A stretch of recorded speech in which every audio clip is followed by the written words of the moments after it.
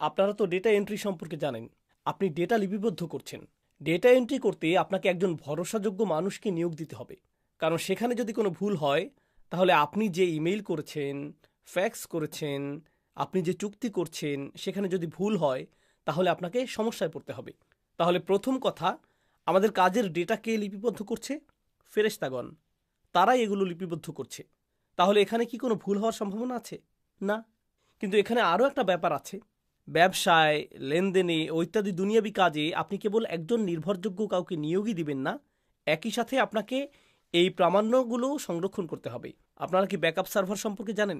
ইদানিং খুব চলছে, যেগুলো আপনার ডেটাকে নিরাপদে সংরক্ষণ করে, যাতে গ্রাহকের নাম, তথ্য, অ্যাকাউন্ট ও পরিচিতি সংরক্ষিত থাকে।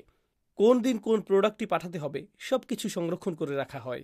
যদি আপনার ডেটা চলে যায়, সেটা টাকা হারানোর চেয়েও বড় কিছু। এতে সব থাকে। এটাই সব।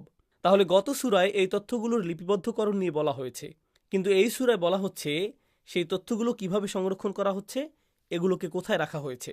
কারণ যদি সংরক্ষণই নিরাপদ না হয়, তাহলে এগুলো লিপিবদ্ধ করে লাভ কি? বুঝতে পেরেছেন? তাহলে এখন দেখুন, কাল্লা ইন্না কিতাব আল ফুজ্জার। না না না, নিশ্চিতভাবেই এই দাগী অপরাধীদের আমলনামা আল ফুজ্জার এসেছে ফজর থেকে, যেভাবে রাতের অন্ধকারকে ভেদ করে, একে ফজর বলা হয়। ফাজির হচ্ছে সে যে আল্লাহর আদেশকে খুব বাজেভাবে অমান্য করে। তারা এটা নিয়ে কোনো খারাপ বোধ করে না, তারা গর্ববোধ করে। তারা দুনিয়ার সবচেয়ে পাপের কাজগুলো করে। তারা করে কারণ তারা মনে করে তাদেরকে কেউই কিছু করতে পারবে না।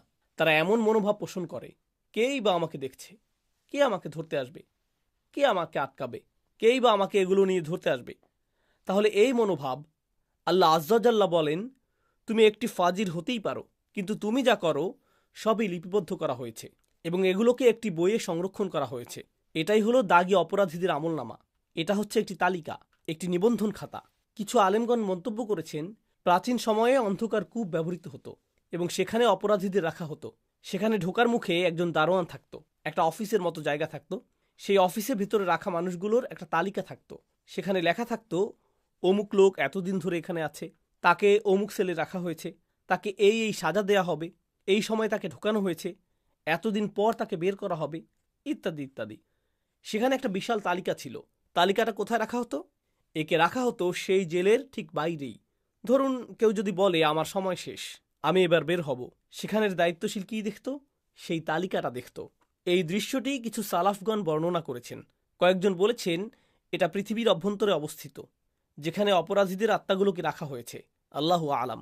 কিন্তু আমরা জানি যে এই তালিকাটায় এই অপরাধীদের কথা লেখা আছে এবং তারা যা করছে তার সব কিছুর বর্ণনা আছে। তাহলে পাপী আত্মা যখন এই পৃথিবী ত্যাগ করে, তার বর্ণনাও এই তালিকায় উঠে যায় এবং দেখা যায় সে কি অপরাধ করেছে। তাহলে এই তালিকাটা কোথায়? লাফি সিজ্জিন। এতে কোনো সন্দেহ নেই যে একে রাখা হয়েছে সিজ্জিনে। এখন আরবি ভাষায় সিজিন মানে জেলখানা, সিজ্জিন ভয়ঙ্কর জেলখানা।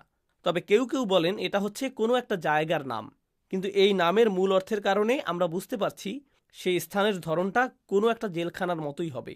সেখানে আছে সেই দায়িত্বশীলের তালিকা, যেখানে সেই জেলখানার ভেতরের তালিকা রয়েছে, কে এর ভেতরে আছে এবং তাদেরকে কি শাস্তি দেওয়া হবে।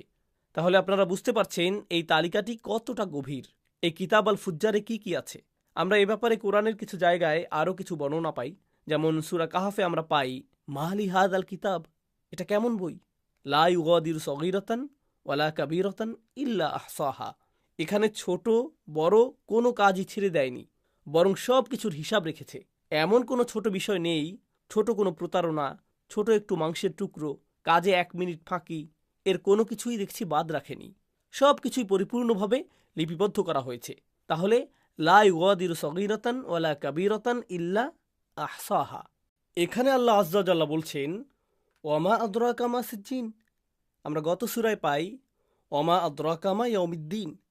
তুমি কিভাবে জানবে কিয়ামতের দিন, বিচার দিবসটি কেমন হবে? এটা হচ্ছে সেই দিন যাতে প্রত্যেকে তার পাওনা পাবে।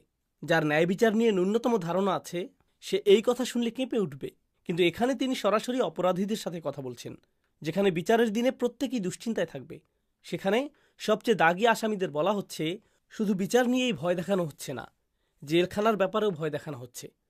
অর্থাৎ গত সূরায় বলা হচ্ছে, তুমি কি জানো সেদিনের বিচারটা কেমন হবে? যেখানে তোমাকে কাঠগড়ায় মুখোমুখি করা হবে এবং বিচারক উপস্থিত থাকবে। প্রত্যেকটা প্রমাণ উপস্থাপন করা হবে, এভাবেই দৃশ্যের বর্ণনা দেয়া হয়েছে। কিন্তু যখন অপরাধী বিচার নিয়েও ভীত নয়, তাহলে আর কিসের ভয় বাকি থাকে? বাকি থাকে জেলখানা।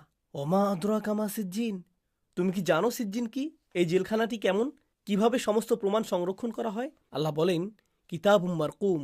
সুবহানাল্লাহ, এটাও প্রমাণাদি সংরক্ষণের ব্যাপারে বলা হচ্ছে। আল্লাহ বলছেন